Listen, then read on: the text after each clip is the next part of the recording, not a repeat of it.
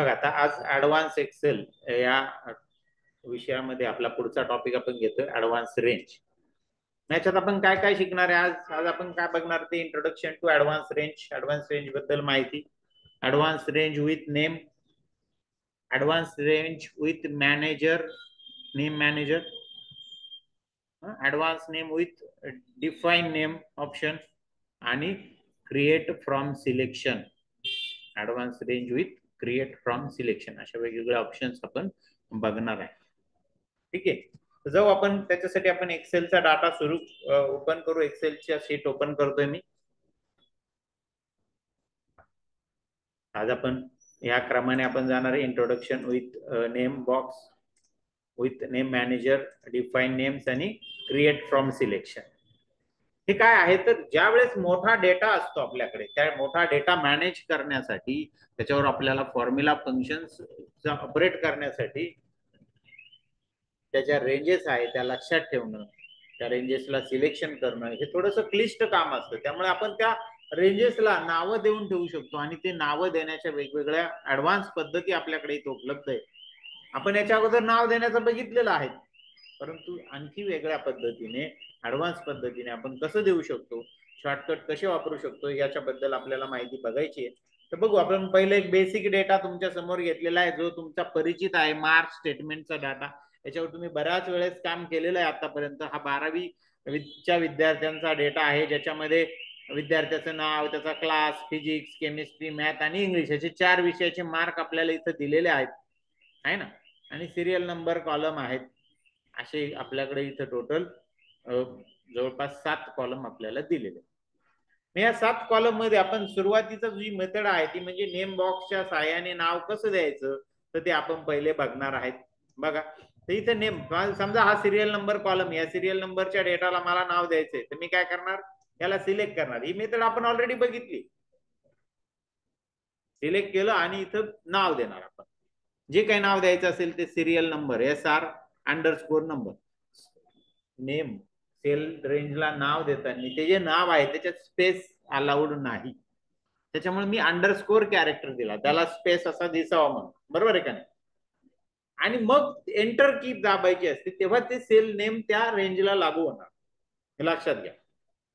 मी त्याला serial number ऐवजी थोडस मोठं नाव देतो, सिरियल अंडरस्कोर नंबर असं पूर्ण मोठं नाव दिलं. 256 कॅरेक्टर पर्यंत आपल्याला ते नाव देता येतं, त्याला लिमिट नाहीये. फक्त त्याच्यात स्पेसेस आणि स्पेशल कॅरेक्टर्स अंडरस्कोर सोडला तर बाकीचे अलाउड नाही. ठीक आहे. आणि मी आता एंटर की प्रेस करतो. बघा सिरियल नंबर असं नाव तिथं आलं, तर ते नाव तिथं मला नेम बॉक्स मध्ये पूर्ण दिसत नाही. अशा केस मध्ये मी ह्या 3 डॉट येतोय बघा, ह्या 3 डॉटला क्लिक करून इथं ड्रॅग करतो जेणेकरून माझं नाव तिथं दिसायला लागतं. समजलं. तर ही पहिली मेथड आपण बघितलेली आहे. याच्या अगोदर आपण नाव पण त्याला रेंजला नाव दिलेलं आहे याच्या अगोदरच्या प्रॅक्टिकल्स मध्ये. आता दुसरं जे काही नाव आहे ते देताना मी वापरतोय नेम मॅनेजर. कोणता वापरतोय, नेम बॉक्स झाला नेम मॅनेजर, त्यालाच कीबोर्ड शॉर्टकट आहे कंट्रोल F3. पण या नेम मॅनेजर ज्या वेळेस आपण मी वापरतोय त्यावेळेस मला हेडिंगचं डाटा मला सिलेक्ट करावा लागतो. कशाचं, हेडिंगचं. पण तो घेताना फक्त खालचाच घेणार आहे, खालच्या डेटाला नाव घेणार आहे. परंतु मला सिलेक्ट करताना हेडिंगचं मी सिलेक्ट करतोय. हेडिंगला नाव काय आहे, स्टुडंट स्पेस नेम असं. मध्ये काय दोघांच्या याच्यामध्ये स्पेस आहे. आता मी जातोय फॉर्म्युलामध्ये. हे जे काही ऑप्शन्स आहे नावं देण्यासाठी तर आहे फॉर्म्युला टॅब मध्ये उपलब्ध आहे आपल्याकडे. बघा इथं नेम मॅनेजर आहे का, नेम मॅनेजर. ओके, याला मी क्लिक करतो. सिलेक्शन करून मी क्लिक केलं. जसंही मी क्लिक केलं या ठिकाणी माझ्याकडे इथं अगोदर काही नावं होते ते इथं आलेले आहेत. प्लस अजून तुम्ही तुमचं स्वतःचं नाव देऊ शकता. बघा सिरियल नंबर हे आपण दिलेलं नाव आहे, हे अगोदरचे आहे, हे मी काढून टाकतो पहिले, डिलीट म्हणतो मी त्याला. ठीक आहे. आता मला नवीन नाव द्यायचं, मी इथं न्यू बटन आहे त्याला मी क्लिक करणार. केलं क्लिक, नेमचा डायलॉग बॉक्स आला. त्याच्यामध्ये नेम त्या रेंजला जे काही नाव येते त्यानेच सिलेक्ट केलं. बघा स्टुडंट अंडरस्कोर नेम. तुम्हाला जर बदल करायचा असेल तर तुम्ही बदल करू शकता त्यात, पण त्याने तुम्हाला नाव सजेस्ट करून टाकलं का स्टुडंट अंडरस्कोर नेम मी देतोय. पुढे येतोय स्कोप. स्कोप मध्ये होल वर्कबुक साठी हा स्कोप असणार आहे. हे नाव पूर्ण वर्कबुक मध्ये तुम्ही वापरू शकता. तुम्ही वेगवेगळे शीट इन्सर्ट करता का नाही वर्कबुक मध्ये, मग कोणत्याही शीट मध्ये तुम्हाला ते वापरता येईल जर तुम्ही इथं स्कोप मध्ये वर्कबुक ठेवलं तर. जर तुम्ही इथं बदल केलं की तुम्ही सांगितलं नाही हे काही जे नाव आहे मला फक्त या शीट 2 ह्यासाठीच मला वापरायचं, बाकीच्या शीट मध्ये हे वापरायचं नाही, मग मी तो स्कोप बदलला इथं फक्त. स्कोप काय बदलला तर शीट 2 असा स्कोप केला. इथं कमेंट मध्ये तुम्ही स्टुडंट काही कमेंट तुम्ही ऍडिशनल देऊ शकतात त्याच्यामध्ये. Mark statement of 12th student.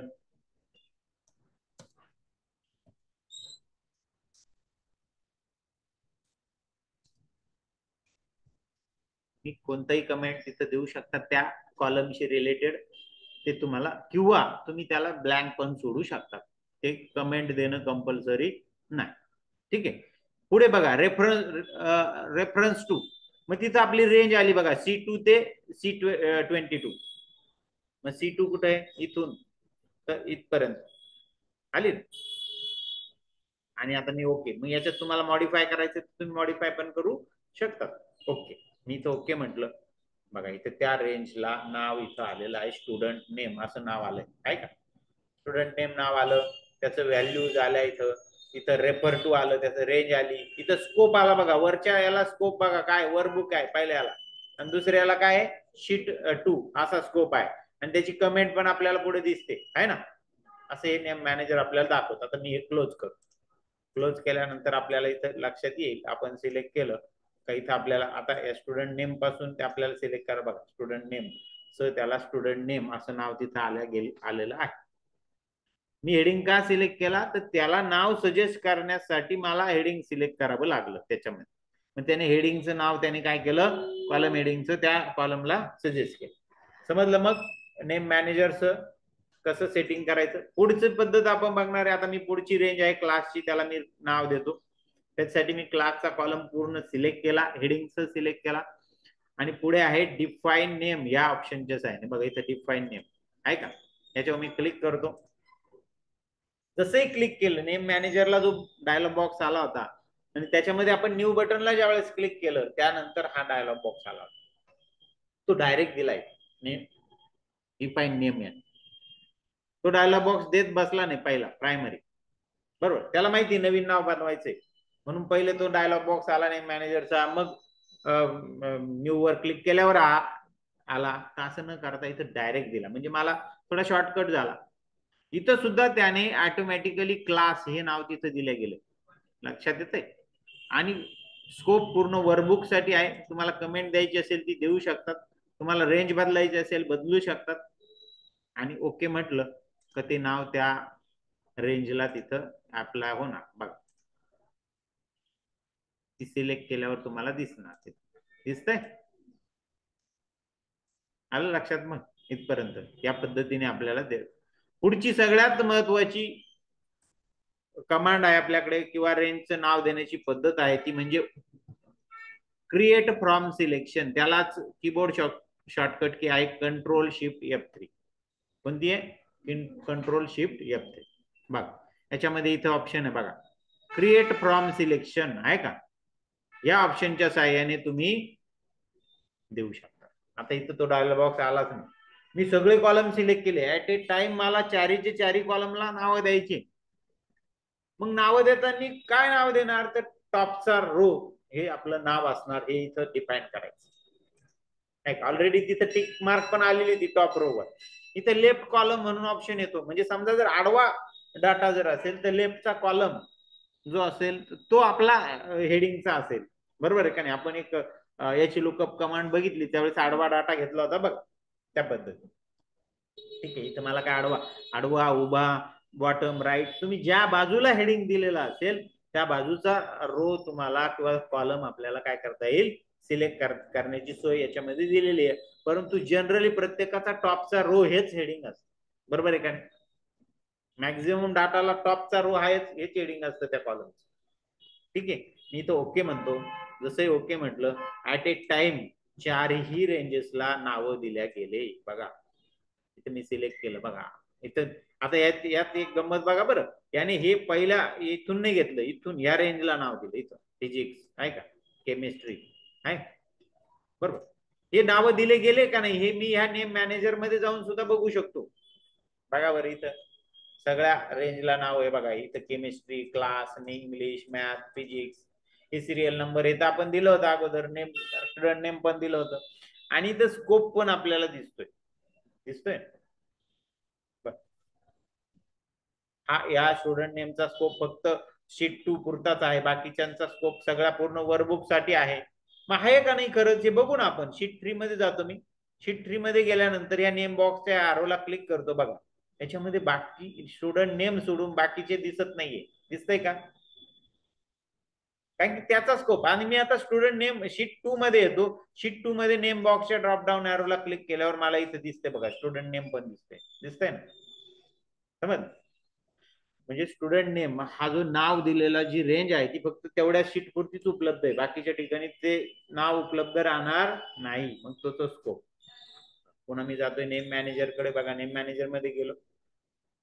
ह्या नेम मॅनेजर मध्ये मला एडिट करण्याचे सुद्धा चान्स असतात. समजा फिजिक्सची रेंज किंवा मॅथ, केमिस्ट्री आहे समजा, याचं मला नाव बदलायचंय किंवा रेंज बदलायची, तर मी इथे एडिट बटन आहे. या एडिट बटनला क्लिक करून नाव बदलू शकतो. समजा CHE येतं, CHEM करायचंय मला इथं, बरोबर. इथं मला रेंज पण बदलावता येईल. रेंज वाढवता येईल, कमी करता येईल किंवा पूर्ण रेंजच बदलू शकतो मार्कांची, बरोबर. पण मला बदलायची गरज नाही, माझी आहे ती आहेच आहे. फक्त या ठिकाणी स्कोप तुम्हाला बदलावता येणार नाही. पूर्ण वर्कबुक साठी घेतलेला जो स्कोप आहे तुम्हाला बदलावता येणार नाही. जसं की आपण नेमला बघा, स्टुडंट नेमला फक्त शीट 2 साठी घेतले. मला आता तो शीट 3 मध्ये पण वापरायचा आहे, 4 मध्ये पण वापरायचा आहे. एकदा तुम्ही स्कोप सेट केला तो बदलता येणार नाही. मग याला पर्याय काय हो? याला पर्याय हाच का ते डिलीट करा ते नाव आणि पुन्हा नव्याने नाव सेट करा आणि त्यावेळेस तुम्ही स्कोप नवीन करा. बघा मी एडिट केलं, बघा इथं CHEM आलं, हो का. मग डिलीट करायचंय तर डिलीट करायला तुम्ही काय करणार, त्याला सिलेक्ट करणार, बरोबर. मग मी हा डिलीट करण्याची क्लासचा कॉलम मी डिलीट करतो. बघ क्लास, क्लासला मी सिलेक्ट केलं आणि इथं डिलीट पर्याय आहे. मी डिलीट पर्याय वापरला, ओके म्हटलं, ते सेलचं नाव काय झालं, डिलीट झालं. आणि परत तुम्ही मग या नेम मॅनेजरच्या सहाय्याने त्याला डिफाईन करू शकतात. न्यू म्हणा, ती रेंज सिलेक्ट करा आणि त्याला नाव, बरोबर. आलं लक्षात. मग अशा पद्धतीने तुम्ही हे नाव याला देऊ शकता. मग हे नावं दिल्यानंतर जे काही आपल्याला फॉर्म्युला किंवा फंक्शन्स वापरायचे त्याच्यामध्ये याचा कसा फायदा होतो, आपल्याला कसा उपयोग होतो हे आपल्याला बघायचं. त्याचं पहिलं आपण उदाहरण बघू. बघा आपण जो हा पहिला डाटा जो घेतलेला आहे मार्क स्टेटमेंटचा, याच्यावर आधारित आपल्याला काही आउटपुट्स काढायचे. ते म्हणजे मला फिजिक्स, केमिस्ट्री, मॅथ आणि इंग्लिश या मार्कांचे ऍव्हरेज काढायचं आहे. प्रत्येकाचं ऍव्हरेज मार्क किती पडले, मिनिमम मार्क फिजिक्स मध्ये, केमिस्ट्री मध्ये किती आहेत, मॅक्झिमम मार्क्स किती आहेत, हे सगळं मला काढायचं. मग कसं काढणार, इथं आपली रेग्युलर पद्धत काय आहे बघा. रेग्युलर मध्ये आपण काय म्हणतो, इक्वल टू ऍव्हरेज काढायचे, ऍव्हरेज. मग रेंज आपल्याला सिलेक्ट करायची. आपण कुठे येतो, या शीट 2 वर येतो, हे क्लिक करतो आणि ती रेंज आपण सिलेक्ट करतो. कोणती, फिजिक्सची करायची तर फिजिक्सची मी रेंज इथं सिलेक्ट केली आणि एंटर की प्रेस केली काय ऑटोमॅटिकली तो तिथं ते ऍव्हरेज घेऊन टाकणार, बरोबर आहे का नाही.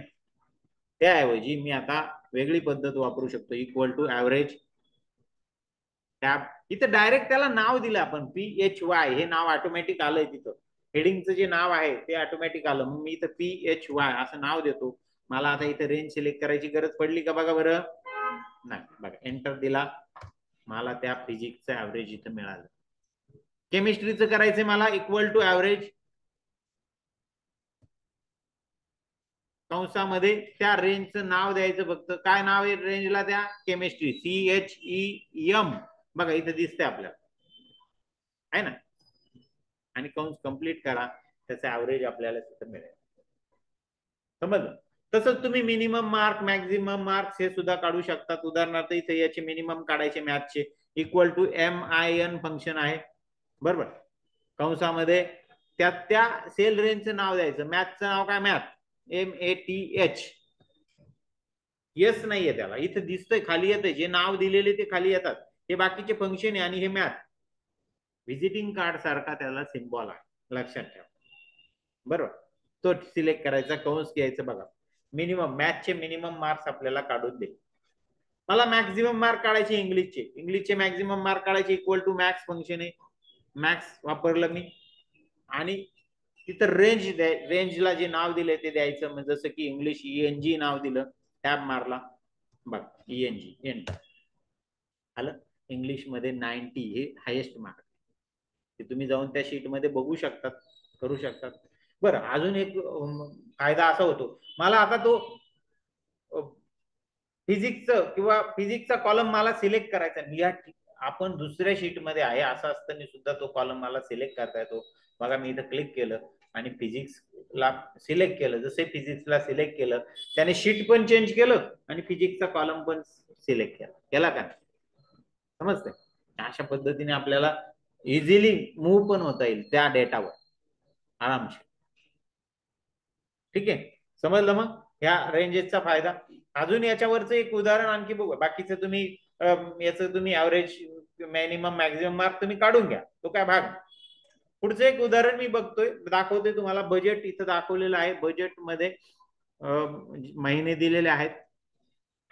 दुसरा जो डाटा आहे बजेट, त्याच्यामध्ये महिने दिले. महिन्यामध्ये 2023चं बजेट दिलेलं आहे आणि त्याचा ग्रोथ जो काय आहे फायनान्शियल इयर 2024 मध्ये 10% ग्रोथ व्हायला पाहिजे असं खाली सांगितलं. You want to multiply each amount by 10%. याच्यात सुद्धा आपल्याला सेल रेंजेस देता येतात. तुम्ही म्हणाल कशा देत आहे? बघा आता मी पहिले त्याला इथं काय करतो, त्या रेंजला नाव देऊन घेतो. याच्यावर आधारित मग मी इथं डायरेक्ट क्रिएट फ्रॉम सिलेक्शन, काय त्याला keyboard shortcut shift control F3, टॉपचा रो हा माझं हेडिंग असेल. बघा घेतलं. मग आलं का नाही हे बघण्यासाठी मी नेम मॅनेजरला जातो. बघा नेम मॅनेजरला बजेट 2023 आलं. मला बजेट 2023 नाही, मला बजेट नाव पाहिजे फक्त. मग मी याला एडिट करतो. सिलेक्ट केलं, एडिट म्हटलं, एडिट म्हणून हे 2023 हे मी काढून टाकतो आणि ओके म्हटलं. त्याला नाव काय आलं? फक्त बजेट आलं. ठीक, आता मला कॅल्क्युलेशन, मला सांगा बरं, 10% अमाऊंट वाढवायची म्हणजे तुमचा फॉर्म्युला काय होतो? इक्वल टू ती सेल म्हणजे 1700 ची सेल गुणिले 10% असं जर तुम्ही दिलं तर तो 10% काढून देतो आपल्याला. पर्सेंटचं साईन जर वापरलं तर तुम्हाला तो फॉर्म्युला वापरत बसावं नाही लागत. 100 भागिले हे करायला बघ लागत नाही. ठीक आहे, एंटर दिला. बघा 170, 1700च्या 10% 170 येतं, साहजिक आहे. बरोबर आहे का? अशा पद्धतीने तुम्ही वापरत होतात.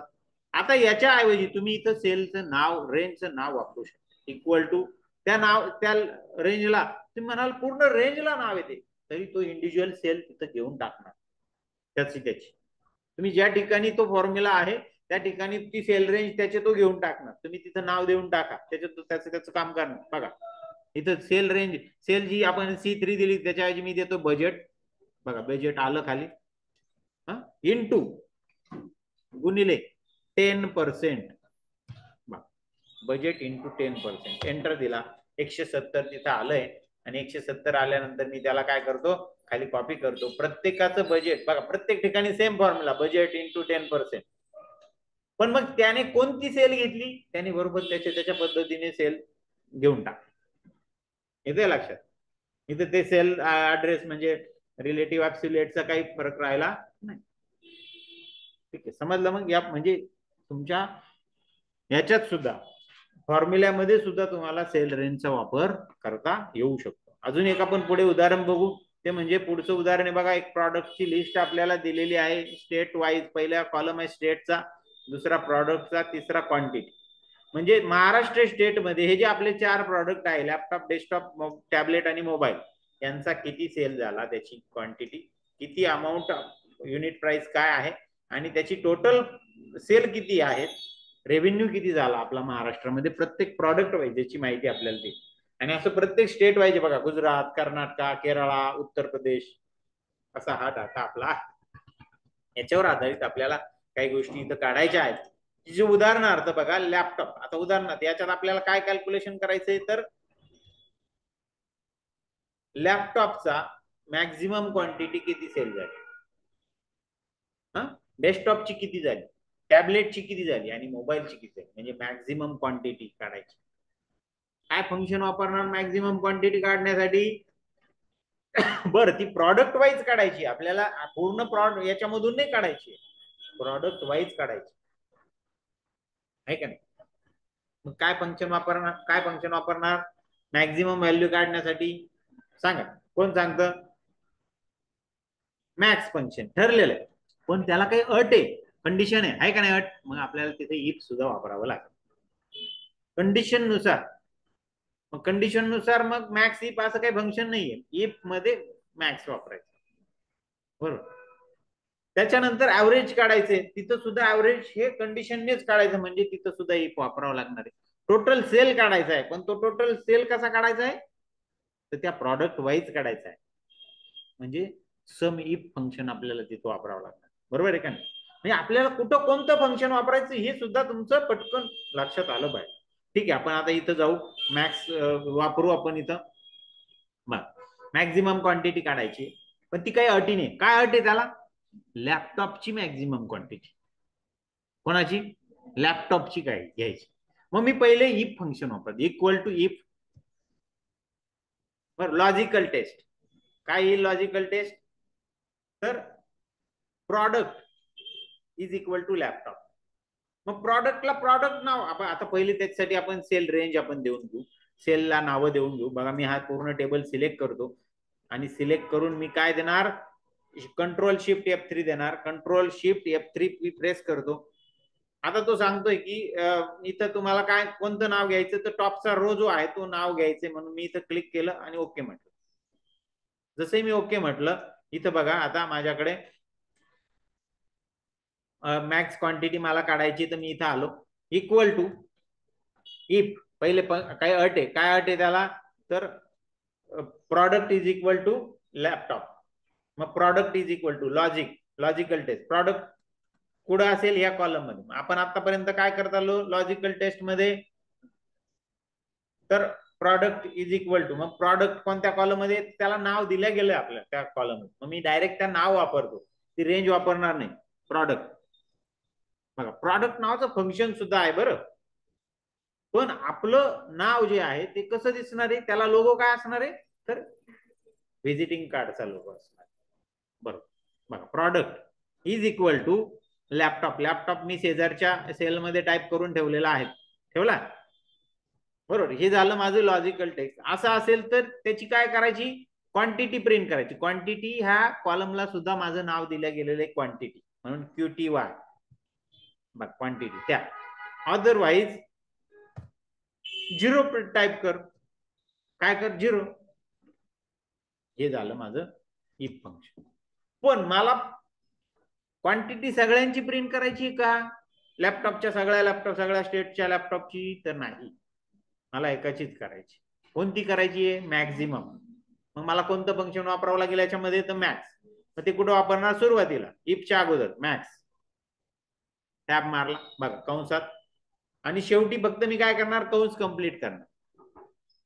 याला कंस कंप्लीट समजलं. बघा कधी फंक्शन वापरताना सुरुवातीपासून लिहायला सुरुवात नाही करायची, जे जे आपलं डोक्यात आहे ना तशा पद्धतीने लिहायचं आणि मग त्याला एकत्र करायचं. बरं मी पहिले इफ वापरून घेतलं, पहिले कंडिशन ठरवून घेतली, मग मॅक्स वापरलं बरोबर आहे का नाही. झालं. आता मॅक्स फंक्शन हे मल्टिपल आउटपुट तुम्हाला देणार आहे, आणि ते मल्टिपल आउटपुट आपल्याला इथं प्रिंट करता येणार आहे का, नाही. त्याच्यासाठी आपल्याला काय वापरावं लागणार आहे, अरे. अरे साठी काय कीबोर्ड शॉर्टकट आहे, अरे शिकलो का नाही आपण. काय काय कोणत्या एंटर देण्याऐवजी आपण काय देणार तिथं, control shift enter, control shift enter. बघा आलं. तसंही तुम्ही कंट्रोल शिफ्ट एंटर दिलं, तिथे अरे आला, त्याला कर्ली ब्रॅकेट आलं, आणि कर्ली ब्रॅकेट मध्ये ते आपल्याला दिलं. जसंही तुम्ही इथं खाली कॉपी कराल त्याला बघा प्रत्येकाची मॅक्स क्वांटिटी काढून दिली. बघा बरं लॅपटॉपची मॅक्स क्वांटिटी बघा, इथे लॅपटॉप आहे, इथं 123 आहे. गुजरात मध्ये लॅपटॉप 122 विकल्या गेलेले, कर्नाटकामध्ये 132 विकल्या गेलेले, केरळामध्ये 634 नाही, तरी पण मॅक्स नाही होते ती. उत्तर प्रदेशात 874 बघा, उत्तर प्रदेशची क्वांटिटी आपल्याला इथं प्रिंट करून दिली का नाही? समजलं? अशा पद्धतीने तुम्ही काय करू शकतात, हे आउटपुट घेऊ शकता.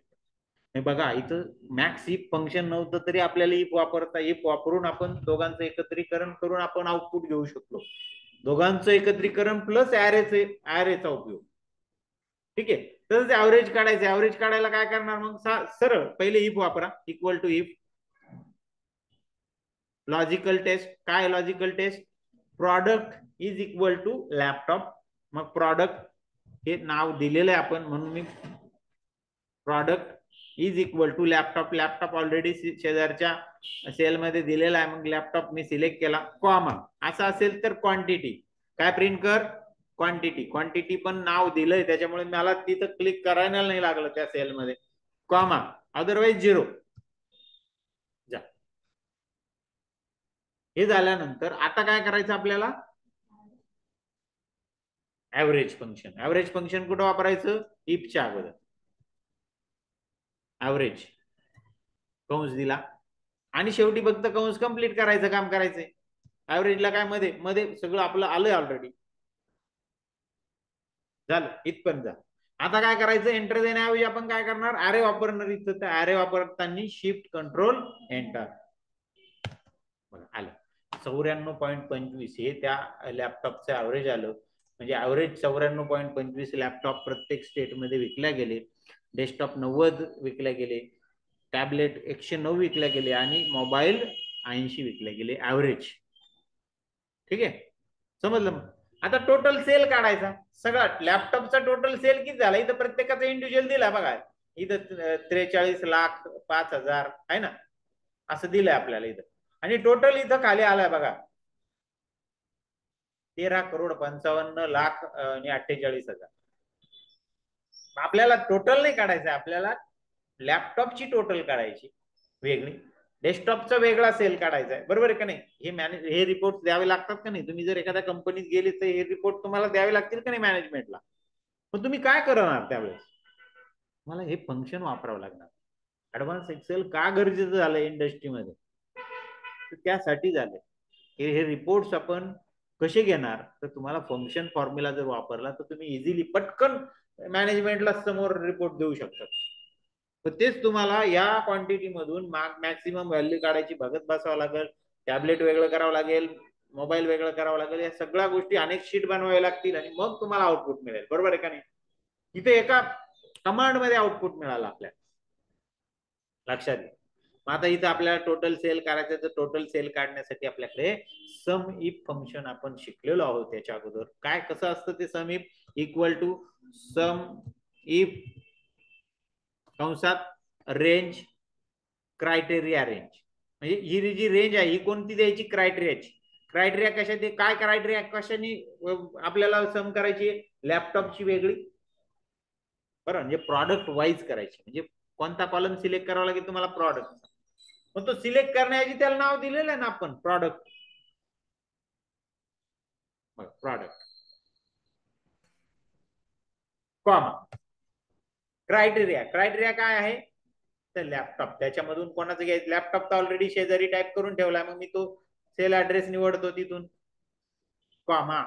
पुढे काय म्हणतो तो, सम रेंज. कोणाची बेरीज करायची, तर रेव्हेन्यूची. रेव्हेन्यू ह्या कॉलमची बेरीज करायची. मग मला तो सिलेक्ट करण्याऐवजी मी त्याचं नाव तिथं देणार, रेव्हेन्यू. बघा रेव्हेन्यू हे नाव मी तिथं दिलं.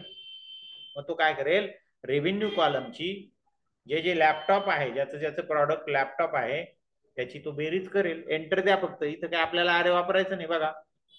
6,59,75,000 एवढं आलं. आता याला मी खाली कॉपी करतो. जसं कॉपी केलं प्रत्येकाचा आलं. प्रत्येक प्रॉडक्ट वाईज आपल्याला टोटल सेल इथं निघाला, 1 मिनिटाच्या आत निघाला का नाही? मग हा खरोखर मॅच झाला का नाही हे बघण्यासाठी फक्त आपण काय करू माहिती का, यांची सम करू. बघा मी सम फंक्शन वापरतो आणि एंटर देतो. 13,55,00,000 बघ, 13,55,00,000 झालं का मॅच? समजलं? आलं लक्षात? मग अशा पद्धतीने आपण या फॉर्म्युला फंक्शन मध्ये ह्या रेंजेसचा वापर करता येईल आपल्याला आणि आपलं काम सोपं करता येईल. सगळ्यात महत्वाची गोष्ट काय, आपलं काम सोपं. आपण जसं पुढे जातोय ना तस तसं क्लिष्ट होत चाललंय, पण ते क्लिष्ट झालेलं काम आपण सोपं करत चाललोय. लक्षात घ्या, येते लक्षात, समजलं? ठीक आहे. तर आज आपण जे काही शिकणार होतो, उदाहरणार्थ name box with name manager, with define name, create from selection, या सगळ्या रेंजेस सिलेक्ट करण्याच्या पद्धती बघितल्या आणि त्याच्यावर उदाहरणं पण बघितले. त्या रेंजेसच्या नावाचा वापर आपण वेगवेगळ्या फॉर्म्युल्यामध्ये, फंक्शन्स मध्ये, अरे मध्ये आपण केला. बरोबर, ठीक आहे. तर हे आपलं आजचं प्रॅक्टिकल होतं. मी सेव्ह करतो त्या प्रॅक्टिकलला. शेवटी फाईल सेव्ह करताना तुम्ही त्या प्रॅक्टिकलच्या नावाने तुमचं स्वतःचं नाव द्यायचं, तिथं डॅश करून 15 असं टाईप करा प्रॅक्टिकलचं नाव, आणि कुठं सेव्ह करायची आपल्याला ते, तर आपल्याला डॉक्युमेंट फोल्डर मध्ये सेव्ह करायचंय. मग मी डॉक्युमेंट फोल्डर सिलेक्ट करतो आणि सेव्ह करतो. येस म्हटलं, बस झाली, ही फाईल माझी सेव्ह झाली. मी हिला क्लोज करतो. या सगळ्या गोष्टी आपल्याला बघायच्या त्या बघितल्या आपण. वेगवेगळ्या सेल रेंजला नाव देण्याच्या वेगवेगळ्या पद्धती आपण बघितल्या आज. ठीक आहे. तर तुमचं प्रॅक्टिकल काय असेल तर तुम्हाला मी इथं दिले प्रॅक्टिकल 15 ची रेफरन्स मटेरियल फाईल ओपन करा, तुम्हाला ती प्रोव्हाइड केली जाणार आहे आणि कालचे प्रश्न सोडवायचे. हा जो मार्क स्टेटमेंट आहे ते सिलेक्ट करायचे, कोणाला काय नाव द्यायचं, कसं द्यायचं, हे तुम्हाला इथं दिलेलं. ठीक आहे. नंतर मग त्याच्यावर आधारित तुम्हाला या पद्धतीने आउटपुट काढायचे. आउटपुट तुम्हाला तयार करायचे, याला फॉर्मॅटिंग तुम्ही तयार करायचं. तुम्हाला साधा डाटा दिला जाईल, तो डाटावर फॉर्मॅटिंग तुम्ही करायचं. पुढे बजेटचा कॉलम दिलेला आहे, त्याची ग्रोथ काढायची तुम्हाला 2024 मध्ये. ते तुम्हाला द्यायचं, 10% ग्रोथ झाली पाहिजे. त्याच्यानंतर तुम्हाला या पद्धतीने मॅक्सिमम व्हॅल्यू म्हणजे product wise maximum average, product wise average, product wise total sale, या गोष्टी तुम्हाला काढायच्या आहे. त्याच्यामध्ये तुम्हाला नेम, सेल रेंजच्या नावांचा उपयोग करायचा आहे, वेगवेगळ्या फंक्शनचा उपयोग करायचा आहे. जे आपण अगोदर शिकलेलो आहे तेच फंक्शन आपण इथं वापरून दाखवले. आणि शेवटी फाईल तुमची नाव आणि 15 त्या नंबरने काय करायची, सेव्ह करायची. ठीक आहे. आज आपला इथं हा टॉपिक संपलेला आहे. कोणाला काय अडचण आहे का? ठीक आहे. तर मग आज आपण इथं थांबतो आहोत.